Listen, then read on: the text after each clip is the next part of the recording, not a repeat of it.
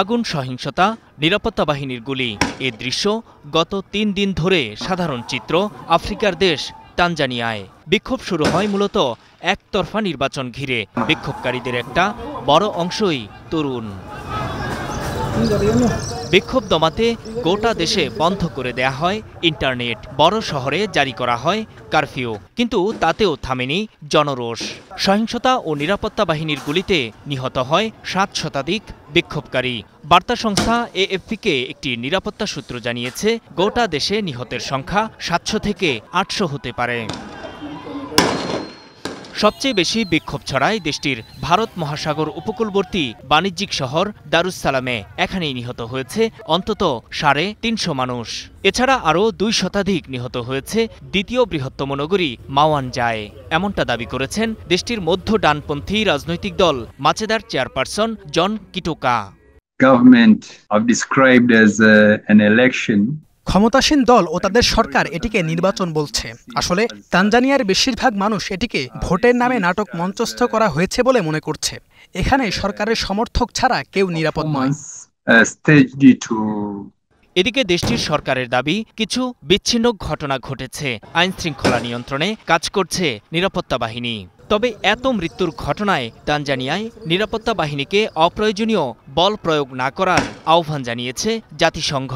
এছাড়া যৌথ বিবৃতিতে হত্যাযজ্ঞ না চালাতে আহ্বান জানিয়েছেন যুক্তরাজ্য, কানাডা ও নরওয়ের পররাষ্ট্রমন্ত্রীরা। উদ্বেগ প্রকাশ করেছে অ্যামনেস্টি ইন্টারন্যাশনালও।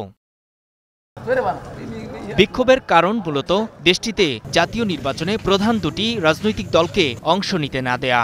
বর্তমান প্রেসিডেন্ট সামিয়া হুলুহু হাসান নির্বাচিত হয়েছেন দ্বিতীয় মেয়াদে। বিতর্কিত এ নির্বাচনে ৯৮% ভোট পেয়েছেন হুলুহু, এমনটা জানিয়েছে নির্বাচন কমিশন। এরই মধ্যে তাকে শপথ পড়ানোর আয়োজনও চলছে। বিরোধী দলগুলোকে নানা জটিলতায় ফেলে নির্বাচন থেকে দূরে রাখার অভিযোগ বিরোধীদের। ফলে মাঠ অনেকটা খালি থাকায় তাকে মুখোমুখি হতে হয়নি শক্ত প্রতিদ্বন্দ্বিতার। গত বুধবার ঠিকই তাকে দেখা যায় ভোট দিতে। এ অবস্থায় নির্বাচনের ফল প্রত্যাখ্যান ও প্রেসিডেন্ট হুলুহুর কর্তৃত্ববাদী শাসন ও দমনপীড়নের বিরুদ্ধে রাজপথে নেমে আসে বিরোধীরা, যিনি ২০২১ সালে দেশটির প্রথম নারী প্রেসিডেন্ট হিসেবে ক্ষমতায় আসেন। এ নির্বাচনে দুটি প্রধান বিরোধী দলকে নির্বাচনে অংশ নিতে দেওয়া হয়নি। ১৯৬১ সালে দেশটি স্বাধীন হয়। এরপর থেকেই দেশটি শাসন করে আসছে ক্ষমতাসীন সিসিএম দল। হুলুহু এ দলেরই নেতা। তার সরকারের বিরুদ্ধে বিরোধীদের গ্রেপ্তার ও অপহরণের মাধ্যমে কণ্ঠরোধের চেষ্টার অভিযোগ রয়েছে।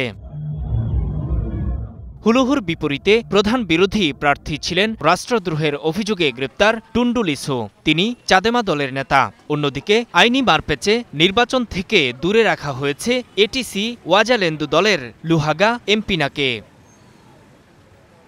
শুধু বড় দলের প্রধানদেরই নয়, খুব একটা জনসমর্থন নেই এমন ১৬টি প্রান্তিক দলকেও নির্বাচনে অংশ নিতে দেয়নি সরকার। ফলে অনেকটা একতরফাভাবেই নির্বাচন করেছে তানজানিয়ার সরকার। নূর মোহাম্মদ, স্টার নিউজ।